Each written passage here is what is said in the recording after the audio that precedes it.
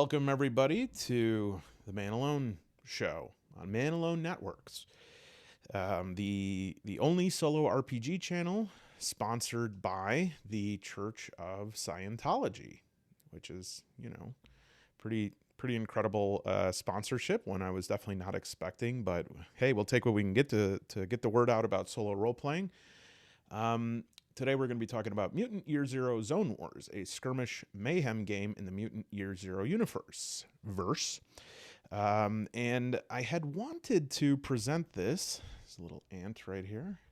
Hello, welcome. Got a new subscriber. And I wanted to actually tell this ant, did you know, little ant, that on buymeacoffee.com //Man Alone, you can become a member of Man Alone's super secret members only podcast crew, and there are 15 spots left for the early worm option, which is only $3 a month for life.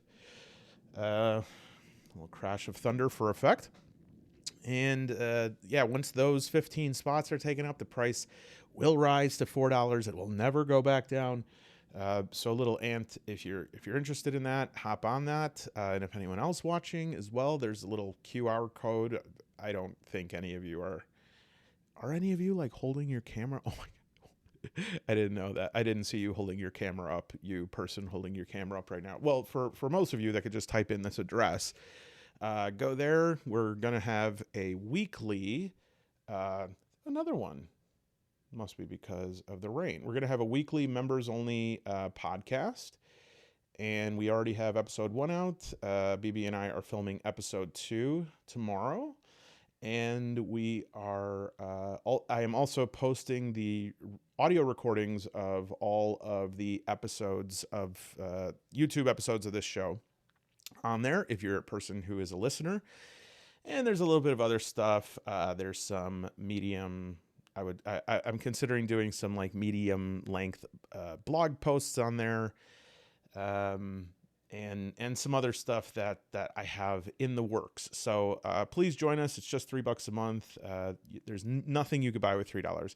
If you were to go in a store right now and say, "Hey, I have $3. What do you have?" They'd say, "Well, for $3 you can get some bok choy, some toilet water, or Bruno back there could slap you in the face." But so you're not going to miss that $3. I don't know what kind of currency ants use, but whatever you use, you're welcome to pay in that. Okay, that bit has gone on long enough. The ants can stay, though. All right.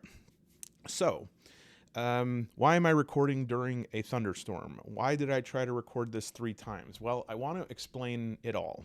Normally I'd say, "Oh, I don't want to bore everyone with this, long saga," but I'm going to. And so actually, I think we need to do a little bit of maybe a disclaimer before I start. Warning, this channel exists for the sole enjoyment of the creator. I do not enjoy editing, and so the content is presented as is in a video podcast format. All comments recommending that I edit my videos for length or time or efficiency will be laughed at for days and then deleted. Thank you for choosing Man Alone as your YouTube provider, and please enjoy the show.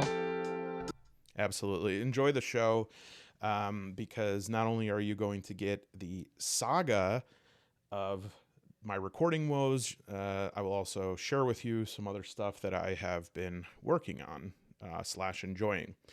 Okay, so 3 days ago, I sat down to do a review of Mutant Year Zero Zone Wars, and about a half hour into that video, an idiot who lives across the street, who's having the ugliest addition I've ever seen built onto his house, ordered a cement truck. I didn't know you can order that. I didn't know Grubhub did cement trucks. And they went ahead and for about an hour, the cement truck driver, who is the second dumbest person besides the guy who ever lives in that house, decided, he's just going to fail over and over again at backing the cement truck over the curb to put cement in the living room. Honestly, I have no idea. I might want to call the police. They might have been doing some sort of mob action, but this was the loudest and most infuriating thing, and it all happened at 7:13 a.m. and I had the video paused so long that the software I used just timed out. So that video was gone, and in that video, I had unwrapped everything in here, and I would have kept the video that I originally was using for that, except the end of it was just me for about 3 minutes going, "What is this idiot doing? Are you kidding me? What is this idiot doing?" In fact, maybe that'll be like a members only video opportunity. We'll see if I was able to save that and didn't hate delete it. So, anyways, I said the next day, Man Alone is not going to succumb to his baser emotions. Besides, we have another Free League treat that he finally got, which is Twilight 2000. Like Mutant Year Zero Zone Wars, Twilight 2000 also includes solo rules. And so I unboxed that. And about, 25 minutes in, my camera decided it no longer was communicating with my computer. I suppose there was a falling out. My sense of things is they were seeing each other at one point, and now they are not on speaking terms, because it was as if my camera has never known my computer. My computer was saying, no camera found, which I felt very passive aggressive. And the camera was like, sorry, I just can't connect with the computer. And I'm like, okay, I see what's going on here. So I went out and got a new camera, only to discover that it was in fact my computer that was at fault.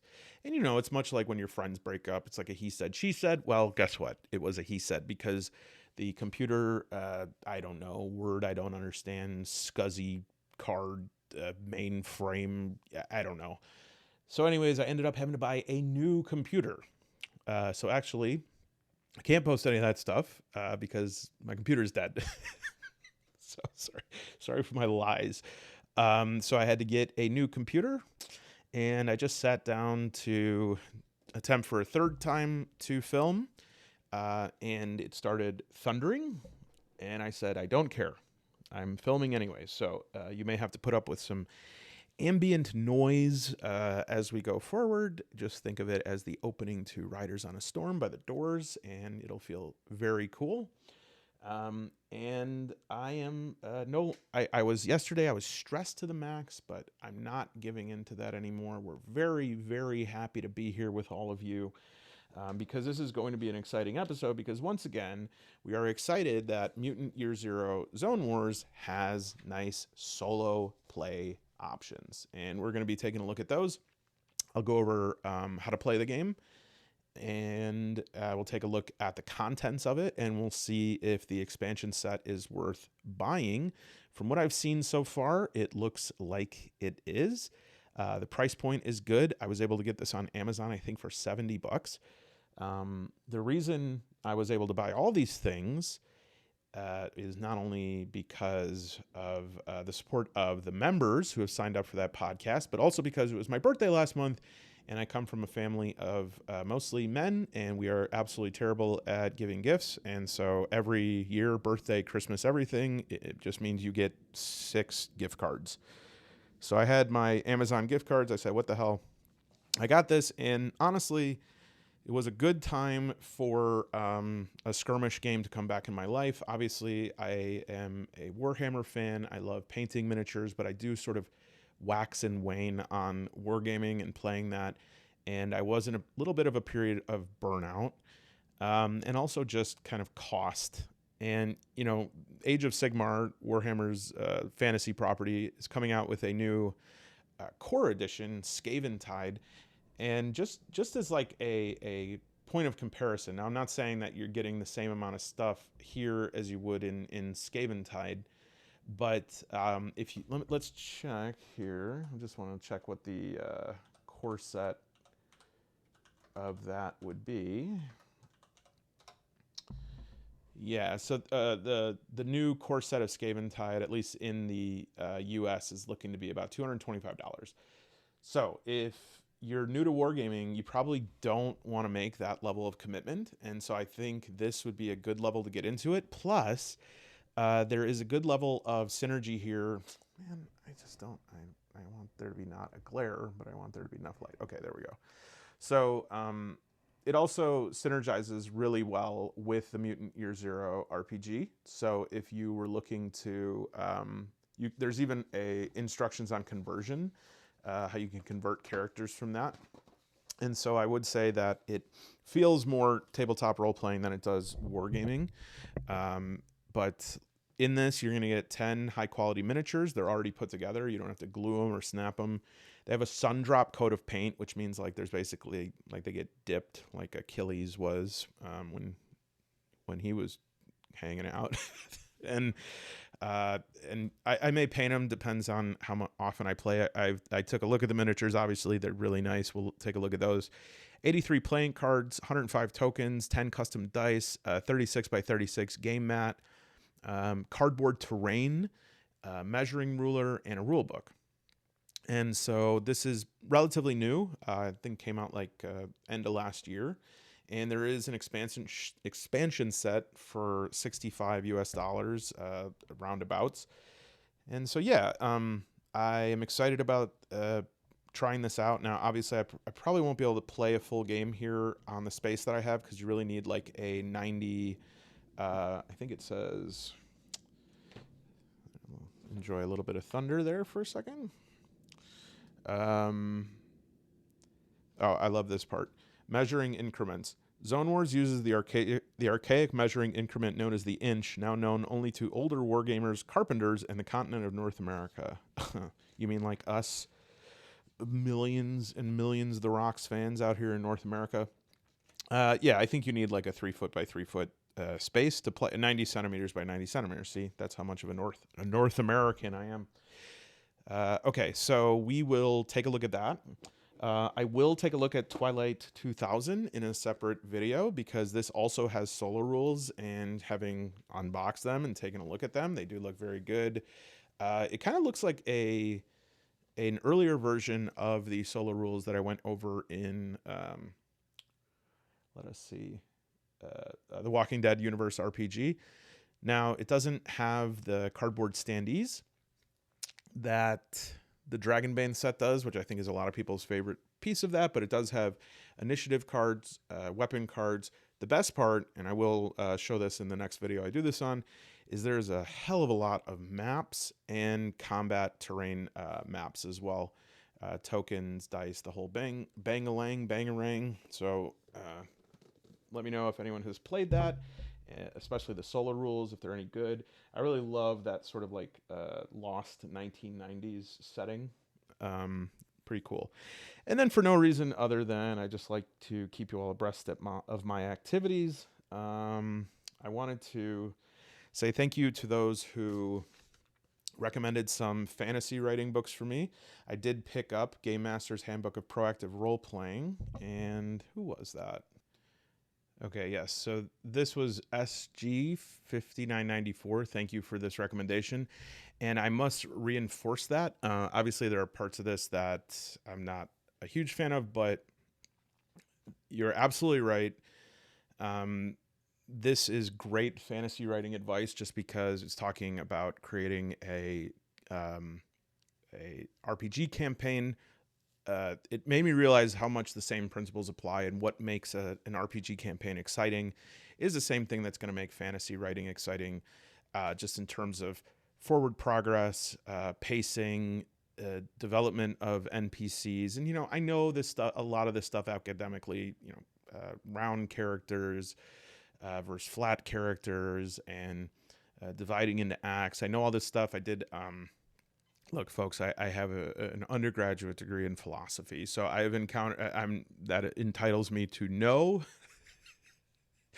I am in no way say that makes me smarter or anything like that. I'm just saying, someone who has an undergrad degree in philosophy, I've taken a fair share of creative writing classes and stuff, so I know those principles. I know the old adages. You got to write. You got to read. I'm just seeing, if there is principles regarding science fiction, fantasy specifically, that give a more evolved set of not really instructions, but best practices for this. And so this was really good. Also, something I've had by I believe this person's name who wrote this comment is Nana Shumei. Nana Nu Shumei. It doesn't matter. But they recommended Story by Robert McKee. If you've seen one of my favorite movies ever, Adaptation with Nicolas Cage. What's his name? Brian, whoever, the mean dad from oh Lord, what's the show on HBO where they're a family and everyone is at each other's throats, and there's a woman named Shiv, and uh, I can't do this. I must know that. It's going to distract me the whole Succession.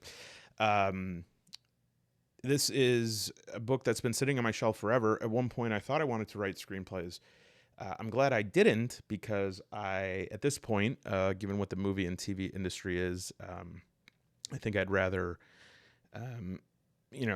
light a bag of my hair on fire and throw it down a well, than spend any sort of time investing in that pursuit. But again, you're absolutely right. My friend of the channel, Nana Shumeme, this is great just in terms of general structure, these sort of basics, again, in how to unfold the plot, how to engage the audience. And this was the kind of stuff that I really needed. Thank you for all the suggestions. There's some I really want to still take a look at. Worm really sounded good. There's one that's like, what is a sentence and how to write it? What was one that I thought sounded really good? There is E.B. White. Was that it? Hope I'm not butchering that. This Invisible Cities by Italo Calvino. I've heard of that. I've also read the Chuck Palahniuk one. I forgot what it's called, but I've read that one. And, of course, On Writing by Stephen King. So, yeah, Ursula Le Guin's Steering the Craft. I definitely want to check that out. Galaxy's Edge. Hemingway website. I don't know what the Hemingway website is. Whoever wrote that, which one are you? Was it one that Hemingway started? I didn't know Hemingway could do HTML, but that's interesting. That changes what I think of him. E.B. White, The Element of Style. So lots of ones that I want to check out. Thank you, everyone, for those suggestions. I am trying to get more serious about my fantasy writing and novel writing. With this lit RPG thing, I have no idea if you are a member and listen to the last podcast. I talked about how absolutely enraged I am with what lit RPG books are, and how I had an idea of what they are, and when I started reading them, I was like, this is junk. And so instead of being a little whiny baby about it, I thought, hey, you know what? Why don't I write my own? And so I'm just trying to get all the resources I can for that. And just in terms of, finally, what I'm reading, what are we clocking in at? 18, not bad. Okay, BB is sleeping, so I'm not going to sneak in there to get a gigantic mass market paperback version of Brandon Sanderson's Way of Kings. I'm finally taking the dive and reading that, as well as finishing up Joe Abercrombie's The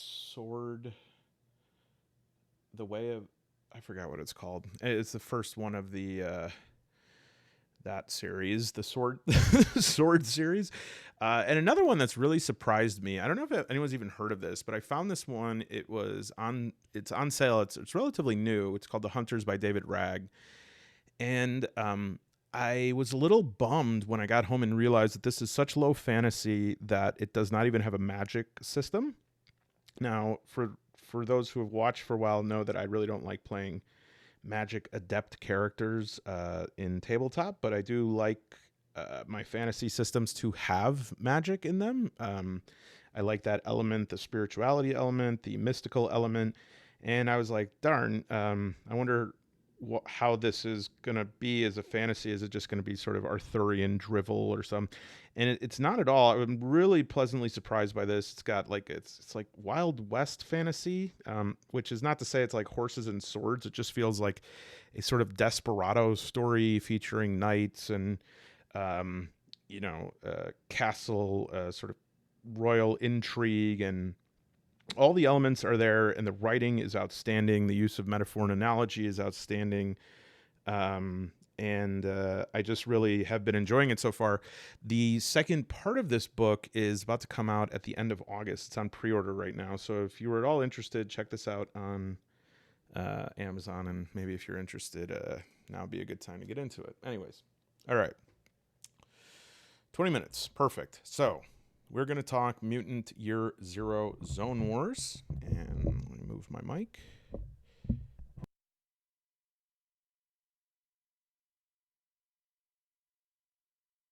Okay, so like I said, unfortunately, I did already unbox this. You'll have to deal with me not taking off the cellophane. It was a very loose cellophane. It was very gross. It was like felt like the stuff over my grandmother's couch.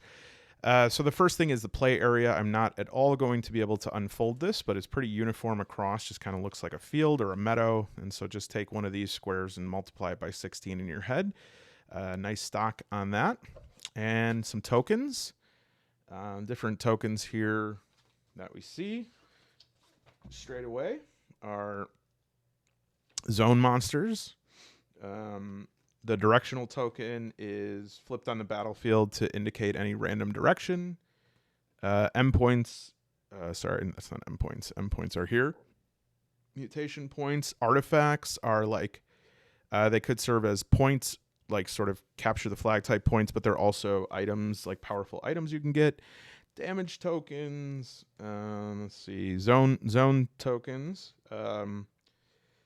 Drawing one of these is like it initiates a random zone encounter. And then action tokens. So basically, there are two factions in this. There's the GenLab tribe and the Arc mutants. You get two factions in this game, and you also get this here. You get this is the heat meter from Buffalo Wild Wings, or a ruler indicating short, medium, and long distance for you to use for measuring. Always the closest point to the closest point of the base. And then we have some terrain, which really cool to include this. And, you know, as I stated before, I think Forbidden Psalm is a great standard bearer for if you're a fan of tabletop OSR, that's a good place to come in. But you know, it's economies of scale. Free League just has more money to throw around, and so whereas you might get tokens and some terrain type stuff, they're probably going to be made of paper, this is pretty high. What do you call that? Stock cardboard. So that's cool. Again, a nod to if you're new to wargaming, this could be a really cool place to start. Have everything you need, and plus they're solo play, so you don't have to go to some stinky basement at a game store. And then inside we have the meat of it, which is jostled about, did come in packaging. All right, so we have a couple different types of cards here. The first set of cards is going to be the player character cards, and you can see right away that there's one for each of the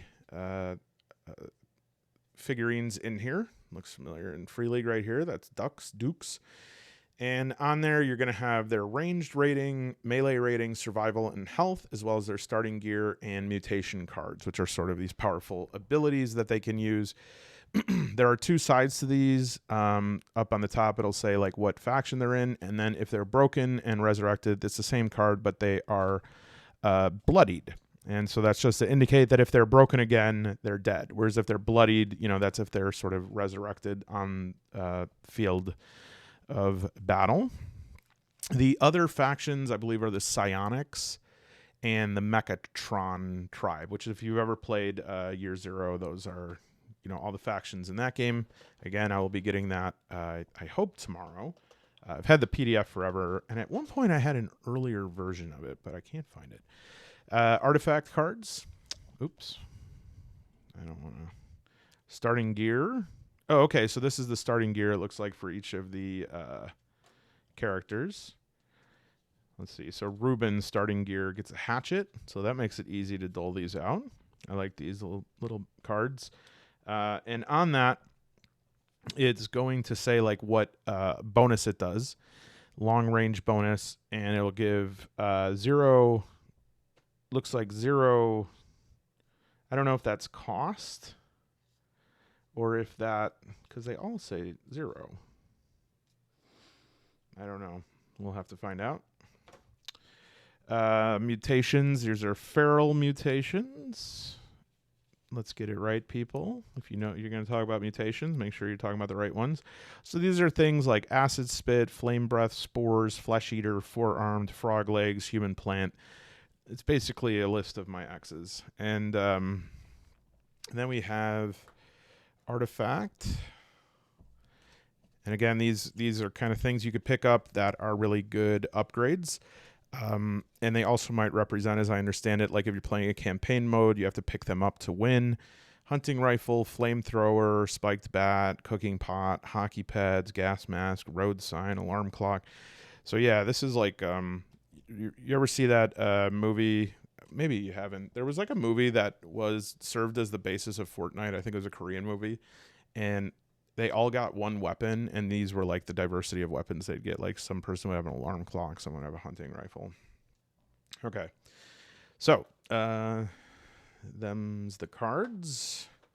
And finally, these zone cards, which are sort of random events that can be drawn at different times that represent threats, hazards, random happenings. So this is a rot hotspot, and on the top right it will have like these ones that represent sort of skill checks will have a category on the top right with that you'll have to do, roll a skill check against using the Year Zero system. And if you pass, it'll tell you something. If you fail, and it might give some other information.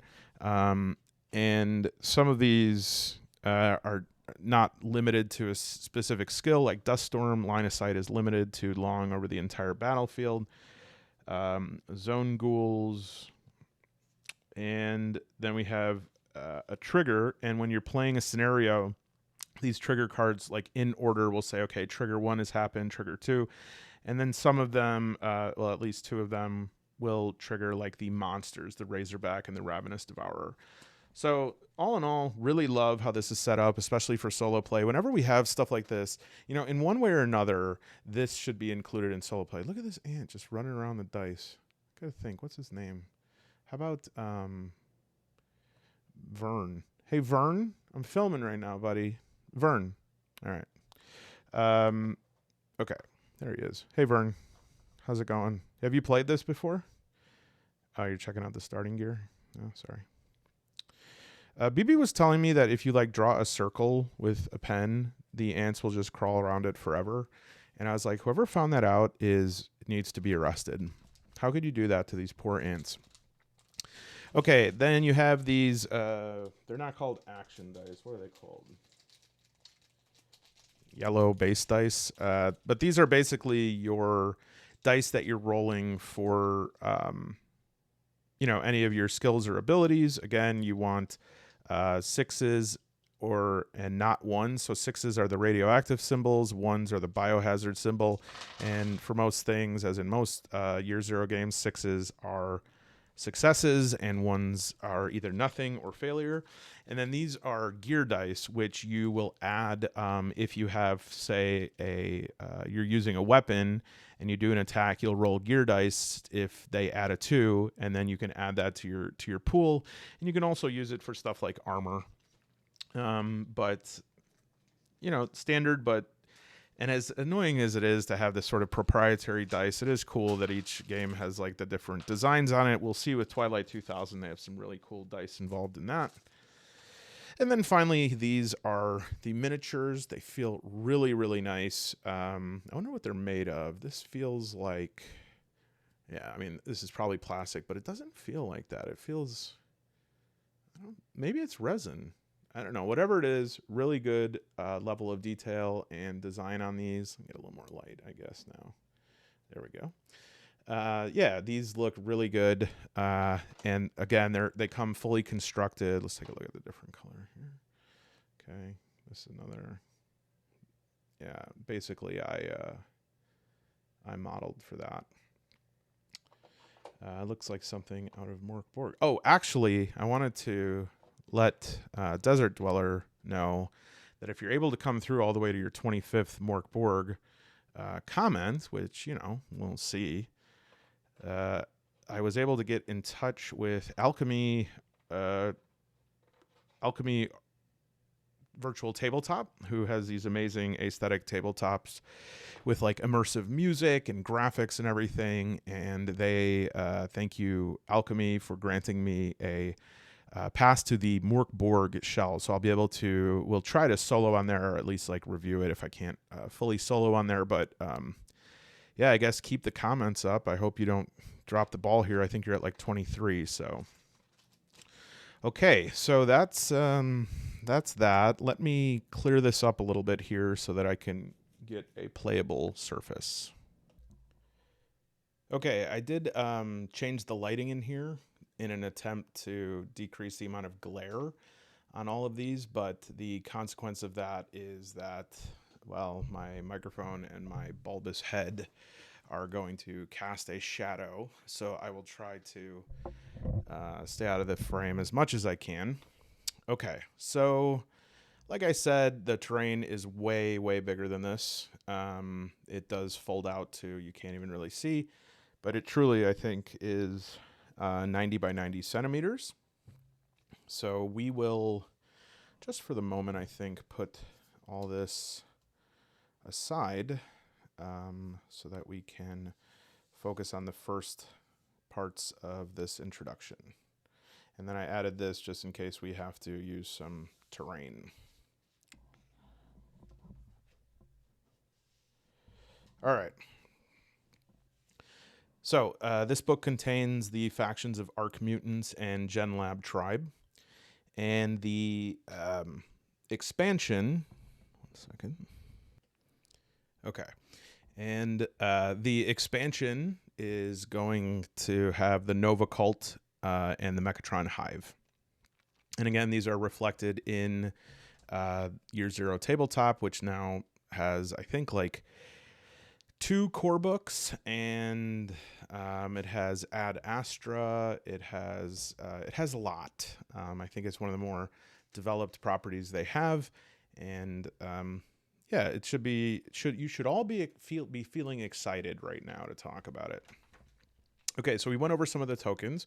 We went over the base dice that are going to resolve combat and attribute tests, and then the gear dice for any effects that come from, you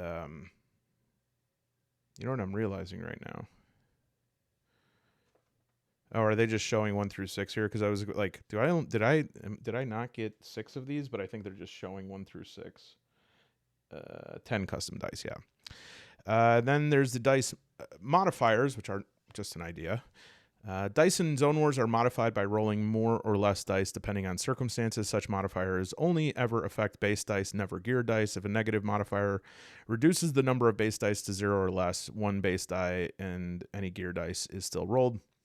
So yeah, if you're familiar with the Year Zero system, you're usually going to, in this case, you would do attribute plus skill, but presumably there's just attributes here. So if Ducks here made a ranged attack, then that would be a 4 dice that you'd roll trying to get 6s for successes. And then say they had a weapon that added 2 to it, you'd roll all 6 of these and you would get 1 success, which maybe would mean 1 hit or 1 HP. If it was armor, it might mean, damage reduced by 1, whatever it is. And then modifiers would be like, oh, you're taking a shot that's off hip. Let me move this up just a little. Maybe you're taking a shot that is from a really long distance or obscured or something. It might say, okay, it's -1, which means you would reduce your base dice by 1, but never your gear dice. Your gear dice or whatever your gear is. Presumably. I mean, I guess that you could have like a broken gun or something like that, but okay. Measuring.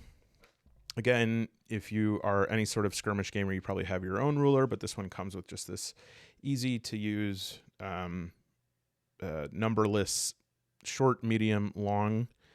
And in Zone Wars, measuring distances or shooting is done using the model's base. This is very typical. When moving, no part of a model's base can travel beyond the allotted distance. So that means that, you go to, say I want to move a long distance, I can move up to here, right? No part of my base can go beyond this line right here. I can't move here and say, oh, I'm touching long distance. It's like, this is the max right there. And when shooting, you measure from the closest point on the shooting model's base to the closest point on the target model's base. And then turning, most models in Zone Wars turn freely when moving, but are limited to firing at targets to their front. Turning and fire arcs are covered in more detail later, but basically the same designations in terms of distance are used. And in regards to models, the normal primary facings and fire arcs are 180 degrees front and back. So this would mean if this was the front of the model, then their firing range, if you kind of put this in the middle of the model, is anything here, like within this view. You can't, you'd have to turn to shoot behind you, and that may consume a move or something like that. We talked about measuring increments. Again, the ideal playing area is 3 by 3 feet. Characters, unique models for each combatant, and a character card featured. Character card indicates the model's base attributes, starting gear, mutations, or they're called modules if they're sort of mechanized or robotic. One side of the character card is marked bloodied. Flip the card over when this model has been broken by damage. Attributes, all characters have ranged, melee, survival, and health. Ranged and melee speak for themselves. Survival is a measure of a model's ability to avoid the many dangers and use them to their advantage. And so you'd probably be rolling survival checks if there was like a trap that was sprung, or it's kind of like a lot of dexterity, agility, awareness mixed into one. And then health, it's how many points of damage the model can take before it becomes broken. And just for an example, we have Pharaoh, and we have Frampton, sorry, not Peter Frampton. And looks like both of them are pretty even. Oh my goodness. These are almost the same other than their mutations. It almost makes me want to get a different. Well, that's fine. They both start with a scrap rifle as well. And the difference is that Pharaoh has a starting mutation of stealthy, plus 1 random feral mutation. And again, on the back of the card, it'll say what sort of mutation it is. So Charger was the one that we got. And then Frampton starts with insect wings and crushed as the random physical mutation. And so both of them have about 4 health. Just looking through the cards, it doesn't look like too many people are well beyond this. Maybe there's somebody who's tanky. 5 for Moose, 3, 5, 4, 5, 4, 3. Yeah, so it doesn't look like there's any like glass cannons, and it doesn't look like anyone has anything above 5. 5 might be the cap as far as their base. We shall see. Well, at least I don't know about the expansions, but that's the case for what's in this box. Attribute rolls. The rules will sometimes require that models take a roll against ranged, melee, or survival. This means you roll 1 base die for each point of the attribute. To succeed, you must roll at least 1 6, or the nuclear symbol. If you want, you can push a roll for ranged or melee, but not survival. But it comes with a risk of damaging your weapon and a chance to gain M points. So this is kind of interesting. The M points are used to use your mutations. They're powered by M points. Okay. And it will usually say on the card, what the cost of it is or whatever, but we'll talk a little bit more about that. But you do get M points when you push your roll. You have a chance for that. And it kind of varies by Year Zero system. Some Year Zero systems, when you push a roll, meaning re-roll any that aren't 6s, you get like only negative things. For instance, Dragonbane, you're going to get only a condition on that attribute. Other games will have things that like can be helpful, but might also hinder, such as stress points increase the number of dice you can roll, possible successes, but also increase the chances for failure. Okay. Weapons being used by models have their own attributes that contribute to the wielder making an attack with them. Weapons in Zone Wars are generally either pre-apocalyptic, called artifacts, or starting gear in the form of roughly fashioned improvisations. Okay, that's later. Ranged weapons. When a model makes a ranged attack, it uses base dice from its own ranged attribute combined with gear dice for the weapon it's using to calculate the result. Ranged weapon attributes are range, bonus, and special. The range tells you how far it can shoot. Ranges are close, medium, and long, or unlimited. Can target any point on the battlefield within sight. Bonus, a ranged weapon's bonus tells you how accurate and hard hitting it is. The bonus is the number of gear dice added to the ranged attribute dice of the model using the weapon to make a range attack. And a special is if the weapons have special rules that apply to them, like a burn effect, or poison maybe. Weapons with the aimed fire attribute can only be used for aimed fire, which is probably going to be like something that uses an additional action to set up the shot. And a silent weapon does not trigger reflex mutation, so we'll find out what that is. Melee weapons, much the same. They don't have a range attribute. They can only be used in attacks against enemies that their bases are in contact. For melee weapons, a bonus adds a number of dice, and special, they might have special rules. So just looking again at the starting gear here, this scrap rifle is an artifact, right? It's an artifact weapon. It's not an artifact card, but it just kind of means it's from whatever pre-apocalyptic thing. It doesn't add any gear dice, but does add a bonus +2 aimed fire.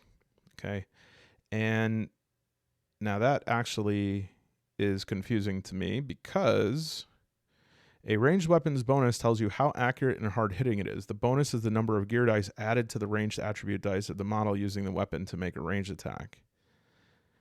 And so I guess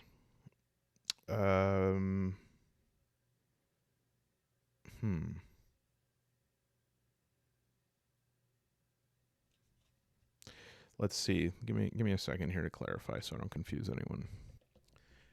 Okay, so glad that I took that little break, first of all, to slightly improve the lighting here. But second, to understand something that's a little bit, I won't say misleading, but just took a minute to get it clear. So whenever something says aimed fire, it has to be aimed before it's fired to receive that bonus. And that bonus increases the amount of gear dice. So the reason I was confused, in case I didn't make this clear, is to the right, that very much looks like a gear to me. And then I was like, okay, so it adds 0 dice, but just gives it unlimited range. And in fact, that point on the bottom right-hand corner is not the amount of gear dice added. That is the amount of victory points that the card is worth if it is unbroken at the end of the game. And we'll get to this, but basically the win conditions of this game are how many victory points you have, which come from artifacts that you pick up during play, as well as how many of the other team's characters you take out. And so the reason why this is 0 is because it's starting gear. You don't get any victory points for it since you start with it. Okay. Now, hey, I mean, look, would I rather have known that in advance by preparing for this video? Yeah. But you know what? This is both the risk and the payoff of live television. And this is why the people come to Man Alone, because I'm not satisfied to sort of say, oh, I don't know. You know, the other channels will say that. I'll never do that to you. Okay. I'd just like to add that pause was 0 seconds for you, but was about 41 minutes for me to figure that all out. All right, so Zone Wars, we're on the game round here. Zone Wars is played using a system of drawing actions tokens to see when each player can activate their models. Once all the action tokens have been drawn, the round's over. So I just want to point this out. I actually think this is a pretty cool system for initiative. So these action tokens are... depending on what team you're on, you pop out these action tokens, and I presume to start the what is it? Add-on set, whatever. The expansion set has ones for this too. But so this says Arc Mutants. You will put this in a bag or a cup or whatever, and then you'll pull these out, and whichever one you pull out, that team picks the model they want to go next. So it's possible that at the start of a round you can pull out 5 of the same team's tokens in a row, and that's just how the cookie crumbles. So at the start of each round, place 1 action token per model for each faction taking part in the game into a cup, bag, or other opaque container. So maybe oh, good. Yep. This is why. One moment. If anyone has a bomb shelter that they can rent out to me for recording my videos, please let me know. Okay. So you add the zone tokens equal to the number of players, unless the scenario states otherwise. They're drawn one at a time. And the player of the faction drawn then chooses which model to activate, and each model can only be activated once per round unless there are specific rules from something, gear, artifact that states otherwise. And normally all the activities generated by a draw are resolved before the next marker is drawn, although sometimes special conditions apply. And I assume that means like Overwatch or zone cards, whatever. And so in this example, we have Lisa. They keep using Lisa and Marco, which I presume is Lisa Marie Presley and Marco Rubio. Lisa Marie Presley, rest in peace, draws the first action token from the cup. The token is for the Gen Lab tribe, so it's handed over to Marco Rubio. He chooses to activate Dukes and takes an action with the model before the next action token is drawn from the cup. When a player activates the model, it can either take an action or Overwatch, which is make a ranged attack later in the round. And if you're not familiar with Overwatch, just if you don't play CRPGs like XCOM or don't play any other miniature games, basically what that means is your character kind of defers their attack. And so it's like, well, I don't have any good people to attack right now, so I'll put this person in an Overwatch. And then based on their range, they'll have like a certain area of that. And if another character happens to move into Overwatch, when that happens automatically, even if it's not their turn, this character does an attack on them. So we'll find out how that Overwatch works. Taking action. A model can only take an action once per round, unless specific rules state otherwise, and you can move an attack, aimed fire, charge, sprint, activate a mutation or a module, recover, assist recovery, simple operation, and complex operation. I like these a lot, especially simple and complex operations I think should actually be in more tabletop games. We'll talk about it. Once the model has taken an action, place the action token beside their model with the text side up, crosshairs facing down, and draw the next action. So just so we can keep track of who has gone. Overwatch, if they don't take an action, they can go into Overwatch. You move the model up to medium distance and then turn it to face a desired direction. Then place the action token with the crosshair side up beside the model to indicate its status before drawing the next token. An Overwatch action token can be used to make an Overwatch attack against an activated enemy described in attacks. We'll get to that. A lot of and I have to say this is something that's very common in Free League and very common in a lot of games. A lot of oh, we'll mention this thing and then 10 pages later we'll talk about it, which I can handle a little bit, but I'm sort of feeling that I'm reaching my breaking point of that. Not totally, because I read over this a little bit before I did this video. Not enough apparently to know about victory points, but yeah, so it's my bandwidth for that is steadily increasing here, or decreasing. Losing Overwatch. When a model with an Overwatch token fires, the token's removed. Otherwise, it remains in place until it is used for Overwatch or lost for damage. Potentially, this can mean a model's action token is not returned to the cup at the end of the current game round, essentially holding over their Overwatch status into the next game round. The player can opt for their models to give up Overwatch status at the end of the round and return their token to the cup for the next round if desired. If a model with an Overwatch token is attacked in melee or suffers any damage before it uses the Overwatch token, their Overwatch is immediately lost. Flip the token over so the crosshairs are down. Okay, zone tokens added to the cup to represent the perils and opportunities of the zone itself. Dangerous mutated flora and fauna, strange energies, corrosive rot, and even potential finds of artifacts. When a zone token is drawn, draw a zone card and resolve its effects, and then place the zone token outside the cup until the end of the round. So say we hit one of these zone tokens, which is this little skull. And this is, why am I doing that as if I'm sitting across the table? So these are like opportunities or events that could go either way. We would draw a zone card and we would resolve it. So this one is a rot hotspot. If we would then roll survival. So for example, if we're using Mia Farrow, we have survival here is a 3. So that means I would roll 3 and I failed. I did not get a 6. And so failing, I would suffer 1 damage. Armor does not protect. Okay. So that's just an example. Okay. Put that back. All right. When a zone token is drawn, draw it, resolve its effect, place token outside the cup. The effects of zone card affect the next model to activate. Oh, okay. Unless stated otherwise. So there might be some that say like distance or something. Yeah. There are trigger cards with specific effects in the scenario. Ending the round. A game round ends when all models have been activated, even if zone tokens remain in the cup at the end of the round. Check victory conditions for the scenario. Return all zone tokens and action tokens. You're now ready to begin the next round. Casualties.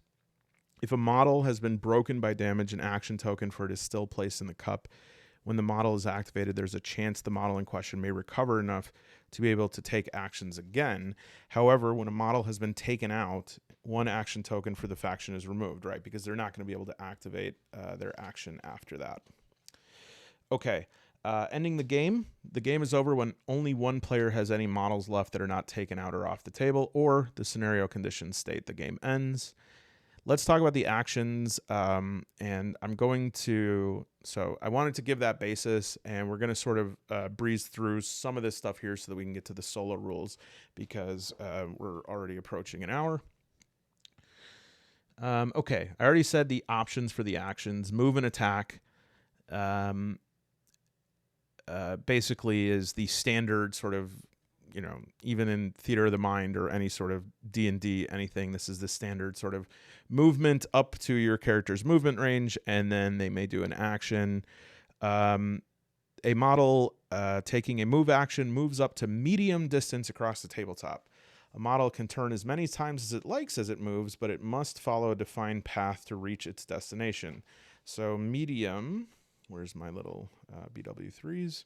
So essentially, medium would mean up to this much movement. There we go. The model may end its move action facing in any direction. The movement may be horizontal or vertical within a terrain piece. So what that means is if I had a more complex terrain and there were like steps in it, I could move, say I was right here and there are stairs right here. I can move this amount of distance, and then for the stairs, I can move up to medium vertically.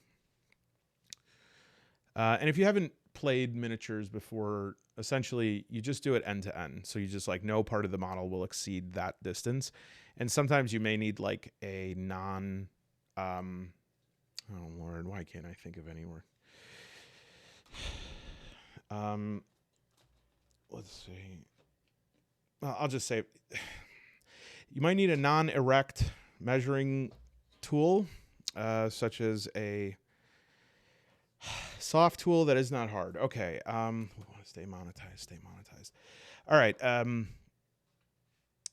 The model, the move may be distributed over the horizontal or vertical movement. The move may not end with the model's base completely covering an artifact token.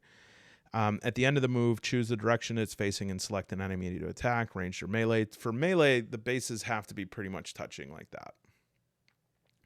They have to be kissing. Aimed fire. Aimed fire is a special ranged attack that can only be performed with weapons with the aimed fire feature. Such weapons can only be used for aimed fire. When performing aimed fire, the model is only allowed to make a step move, 1 base width, and may turn to face any direction before firing, no other movement. So like the width of the base, you can move in that, like this, and can turn, but that's it. Terrain effects on moving. Obstacles and broken ground can slow a model down or force it to take a different route. There's some terrain rules on that.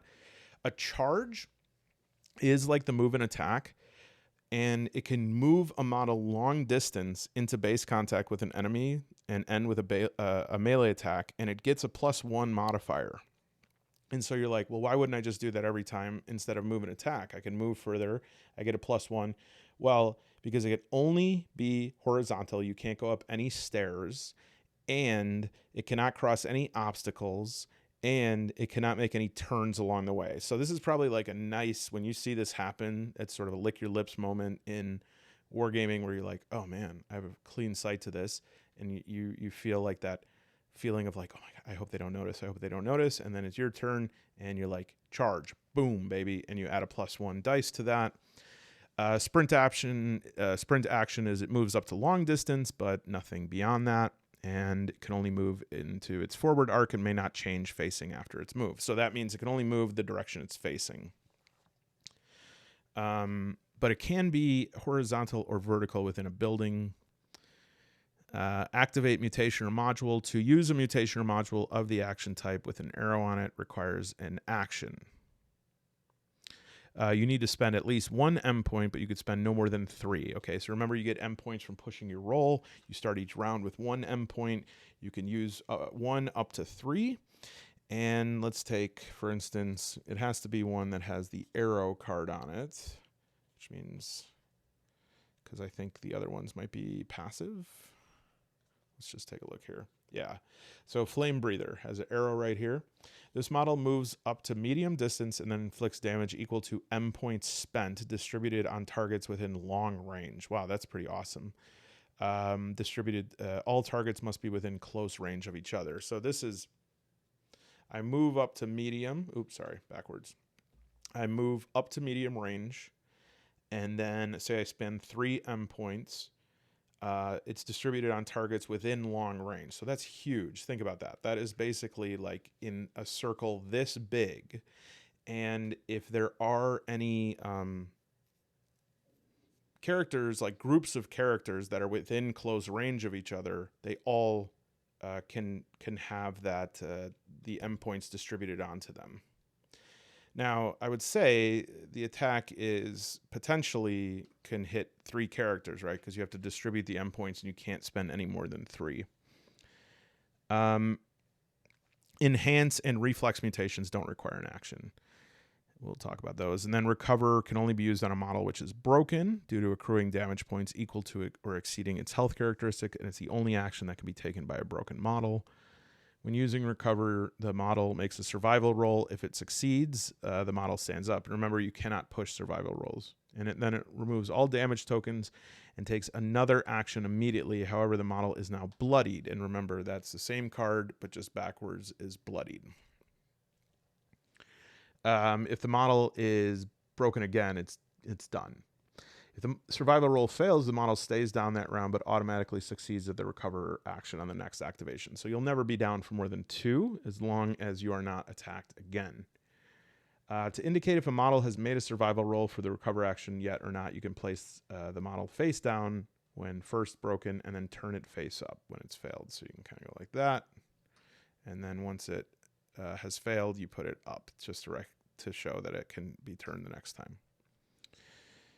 You can assist recovery. This basically is adding base dice of another model to increase the success of that recover.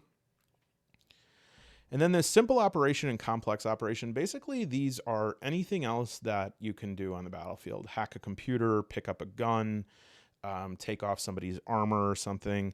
And based on how many like movements it takes, thinking about the action, will determine if it's a simple or complex operation. So examples of simple operations: picking up an artifact or a broken model, giving an artifact to another item to a character you're in contact with, dropping an artifact, opening a door, or searching a container. And when a model takes a simple operation, it moves up medium distance into base contact with the object it's going to interact with and then undertakes the operation. And it must occur at the end of the move. Whereas a complex operation allows a model to interact with the environment or an object that requires their full attention. And this includes picking up multiple artifacts with the ground or a broken model, repairing a damaged weapon or piece of armor, or rebooting an ancient machine. When a model takes a complex action, it can only make a step move, one base width, to come into base contact with its intended objective. So that means it cannot move the medium distance. It can only move like one base step. So what you probably do a lot of times for complex actions is you have to move into range, and then the next time you're going to have to take that complex action. In order to make an attack, a model must have the target within range, within their line of sight, and within their 100-degree forward arc, unless the weapon or mutation states otherwise. So again, what this is going to mean is, say that you have a weapon with medium range. The target needs to be within medium range. Okay, it needs to be within their line of sight, so it can't be like obscured like that. And it needs to be within a 100-degree forward arc. So like this, the character here is backwards. They would not be able to fire on this guy unless they had like helmet, backwards shooting gun. So to attack, you indicate your target, talk about which weapon or mutation you're going to use, check the range, check line of sight, take the number of base dice, yellow dice equal to the range stat of the person firing, or melee if they're base to base, add gear dice for the weapon being used, and then roll base plus gear together. And if you roll any sixes, a hit's been scored. You count up the successes, the nuclear symbol. This is the amount of potential damage inflicted. You can push the roll, re-rolling all dice not showing either a 6 or a 1, and the 1 is a little different on gear dice and base dice. You cannot re-roll those. Those are spent. They are what they are. But again, when you push it, you can do damage to the weapon, or you can get M points. So then you roll a number of gear dice for the armor and cover of the target, right? So if you have like, I'm sure we'll find out what cover is, but say cover gives you 1, and then you have a helmet that gives you 1, and they rolled 2 successes, and you roll those 2, you didn't get anything, you get the full 2 points hit. But if you were to get 1 success, then it's -1 to the attack, and you only take 1 point of damage. Melee attacks can only be made against models in base-to-base contact, like we said. A ranged weapon can be used in a melee attack, except for rifles. Any weapon with the aimed fire feature. Such weapons cannot be used in base-to-base contact. A counterattack. If a model is attacked in melee in its front arc and survives, meaning it's not broken, not taken out, it may make an immediate and free counterattack against the attacker out of turn. The counterattack cannot be pushed, but mutations that enhance the attack are allowed. So again, we have a game where like melee is not has a risk. It has high chance of hitting. It has a good amount of damage, but there's this counterattack feature. If a model voluntarily moves away, just a step move from an enemy whose front arc is in base-to-base contact, it immediately triggers a free melee attack from the enemy. So I'm right here. I've done a melee attack. Next round, I want to move. I go like this. Before I do that, I've disengaged. Again, this cannot be pushed, but say that, you know, this person has a axe that gives you +1 gear, and then their melee is 3. They would roll, and in that case, they did not hit. But yeah, that would be basically an attack. So to establish line of sight, and again, this is sort of Wargaming 101, you want to like lean down and pretend you're at eye level right now. You want to look like as if you're in the eyes of this person. You want to make sure there is nothing obstructed between you two. Okay, so that will establish line of sight. The base does not count as anything that obstructs line of sight. If line of sight is blocked, a different target must be chosen unless the attacking weapon or mutation states otherwise. So you might have like some games, energy weapons and stuff that can go through it. Or if you've ever seen the Academy Award-winning movie Eraser with Arnold Schwarzenegger, they had the X-ray weapon. And of course that had his famous line, "You have been erased." Okay. If the target model is partially obscured by terrain, the shot can be made, but the target gains the benefits of cover, which again will be on the next page. Unless the shooter itself is in a base contact with the covering terrain piece, if the target model is partially obscured by another model Line of sight is blocked and a different targets must be chosen unless the attacking... I'm not even going to say that anymore. Broken models do not block line of sight in any way. All right, you want to make the attack. You take the number of yellow dice equal to the ranged or melee stat. Add the gear dice as appropriate. Only use one weapon at a time, and the following bonuses then apply. +1 if the attacking model used a charge action. We talked about that. Melee only. +1 if the target model is in base contact with 2 or more enemies. +1 for attacking from an elevated position relative to the target. And by the way, the base contact with 2 or more models, that sort of means like you're surrounded. And so that means like the model is flanked on 2 sides. So you're kind of just doing like a beat down Karate Kid style. Johnny Russo. No. Yeah. Who's the bad guy that becomes the good guy in the series because every bad person becomes good? I actually kind of like that show, but it's not good that I like it. Okay, and then +1 for attacking the target model in its rear arc. So if this model is here and we get behind, model's not looking this way, and we attack, we get a +1. Again, we can push rolls if you... all right, if you want to improve an attack roll you just made, you can push it, pick up all the dice not showing 1 or 6, and roll them again. Any new 6s rolled count normally along with the 6 you already rolled in the initial roll. However, if you roll a 1 on a gear die when pushing in the initial roll or the push roll, your weapon takes damage to its bonus rating. The bonus rating is reduced by each one of these rolled. If the bonus is reduced to 0, the weapon's busted and cannot be used. So say you push and you have like 1/6, but you want to push here and you re-roll and you get another 6. Yay, but then this one, actually, I think I rolled that correctly. And so then this one is here and your bonus to that weapon was +1. That bonus is gone. It reduced it by 1. It's busted. If it was a bonus of 2 from that gear, it would go down to 1.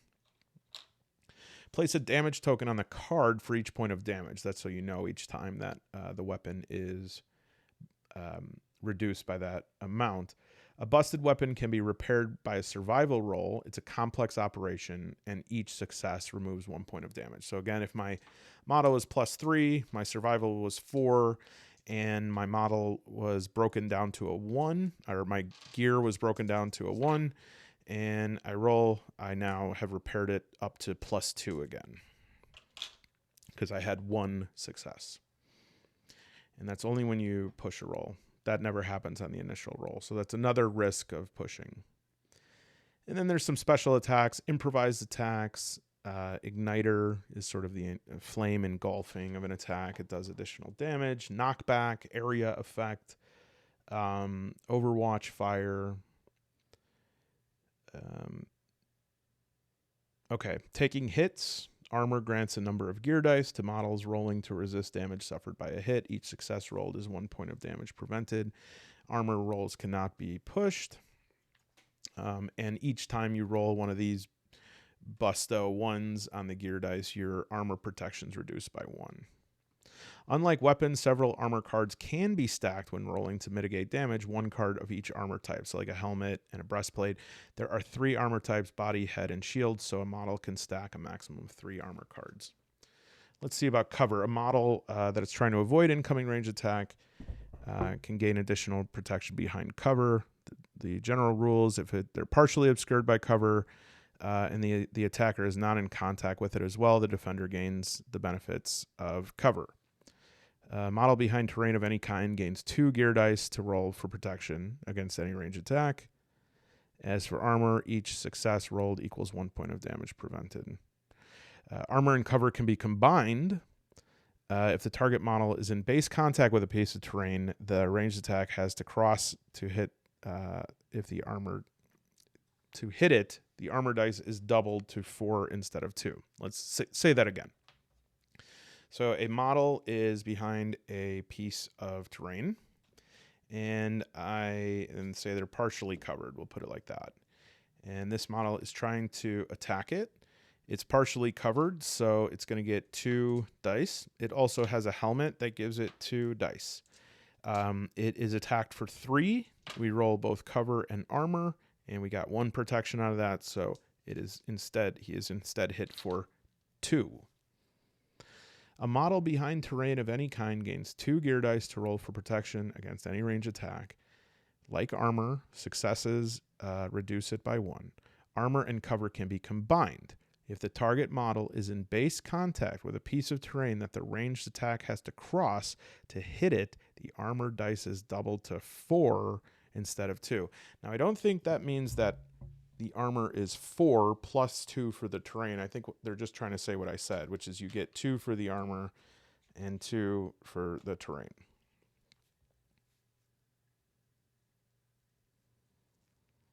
But not fully sure of that. Note that cover is only effective against ranged attacks, not melee. Also, cover has no effects against area effects. So if there was like someone threw a grenade and it made like a circle of damage, it wouldn't protect them. So whenever there's damage, you place a damage token on the model's character card. For each point of damage that isn't stopped, damage tokens are cumulative and remain on a model until removed by a card or action until the model is broken. And remember, when they're broken and then they recover, they get those taken away. And if it's equal or greater than the health attribute, they're broken. They can only do the recover action. It can still use reflex and enhanced mutations or modules, but not action ones. So that's not all it can do. Earlier it said all it can do is recover, and now it says it can still use reflex and enhanced mutations or modules, but not action ones. We talked about artifacts. Recovery, a broken model that remains in play may only take the recover action when it is activated. A broken model can also be stabilized and brought back into fight by other models. That's an assisted recovery. And then various cards and actions can be used to attempt to revive broken models. When a broken model recovers, remove all damage tokens. It can now act normally but is bloodied. Okay. Attacking a broken model. Enemy models can still target a broken model with further attacks, and the model may be subject to additional damage from zone card effects.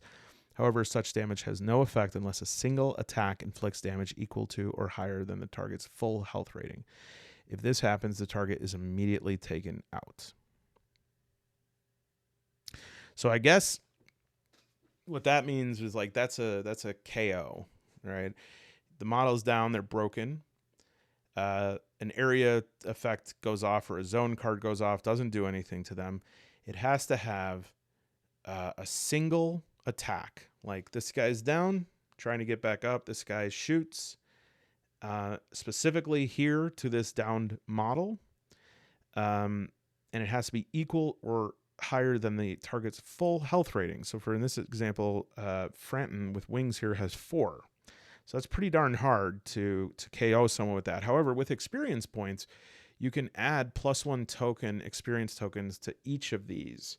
So potentially your ranged attack can go up to like 6 with that XP. So that could do it. The other way a person is taken out is if they were already broken, recovered, and broken again.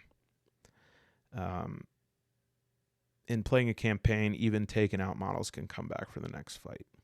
So I'm not going to talk about terrain too extensively, other than that there's low terrain that can be ignored while moving, and blocking terrain prevents movement through it except while flying.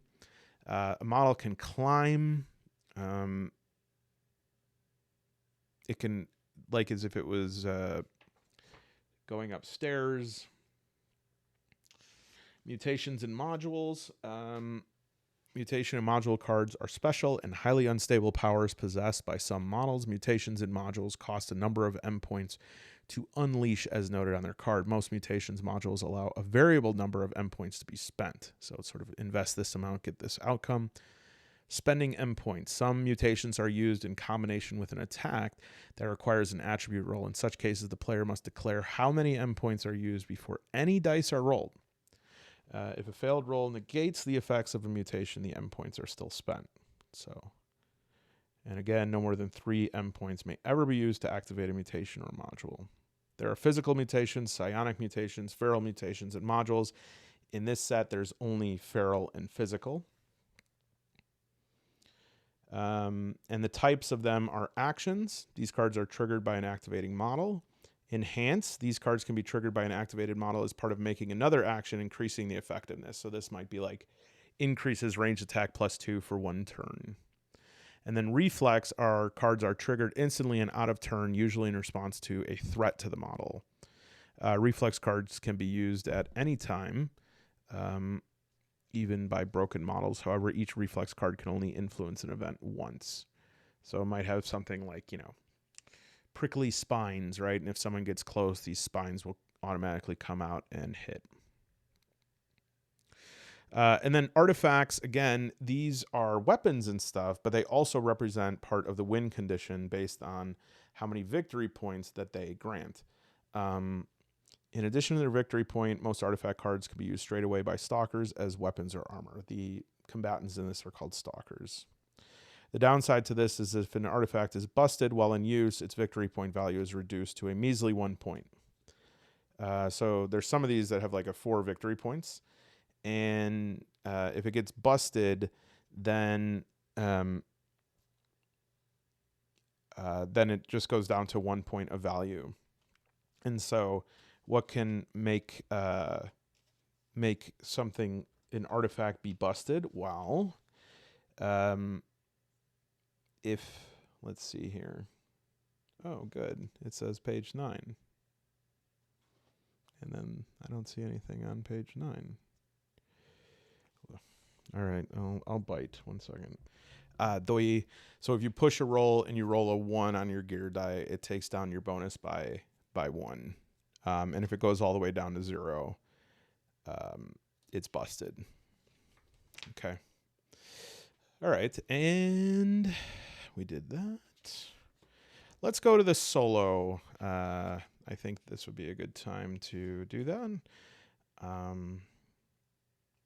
Monsters, campaign play.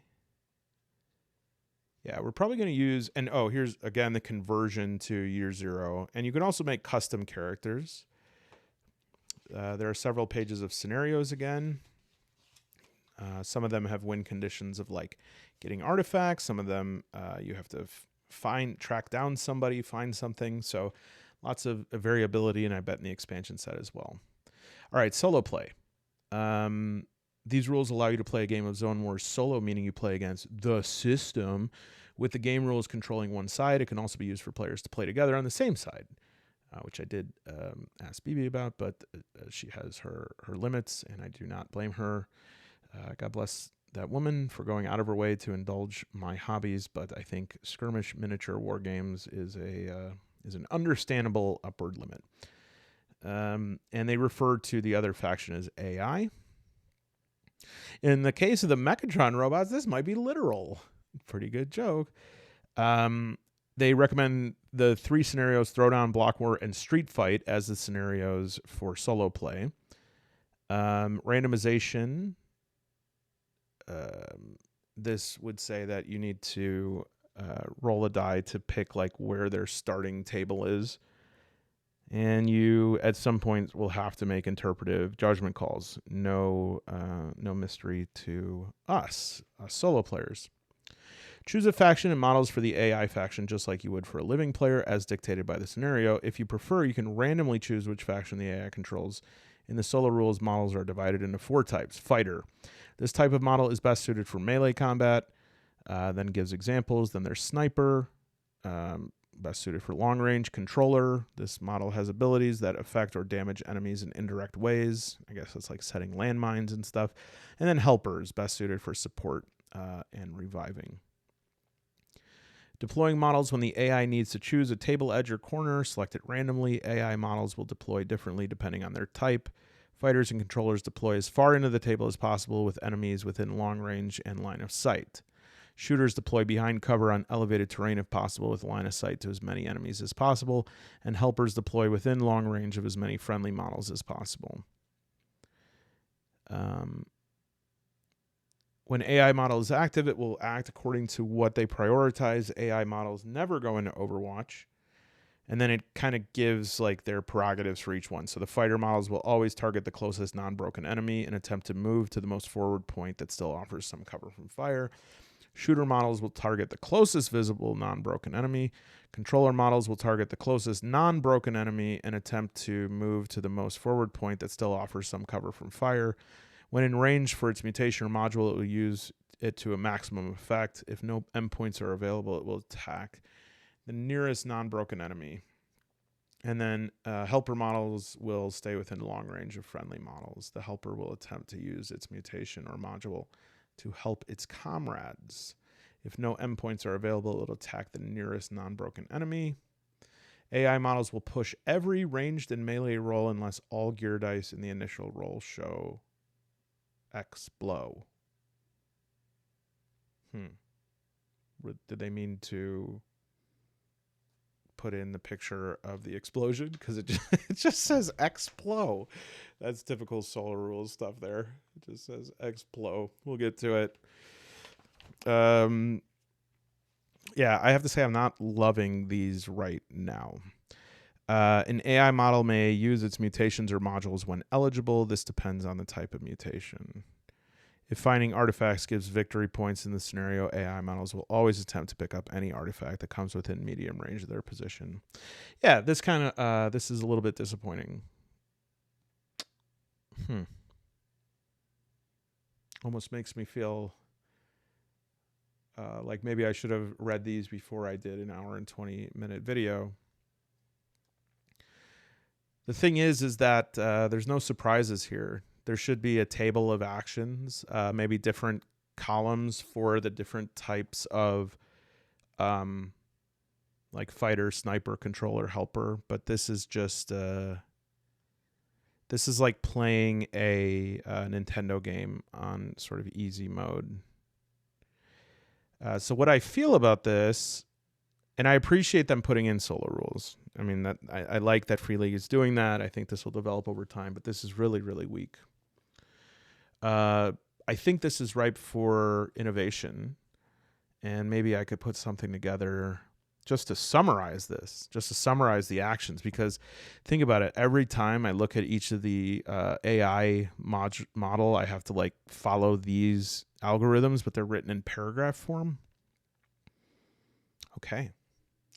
All right. Well, thanks for coming on this journey with me. This is sort of like Game of Thrones. The end of it was good or terrible. The beginning was good. The middle was fine. Got progressively worse. And then by the end, it just kind of hurried itself out.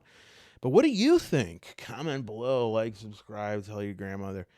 Okay, that's it for now. Next video, we're going to talk about Twilight 2000. Okay, well, yeah, that's it.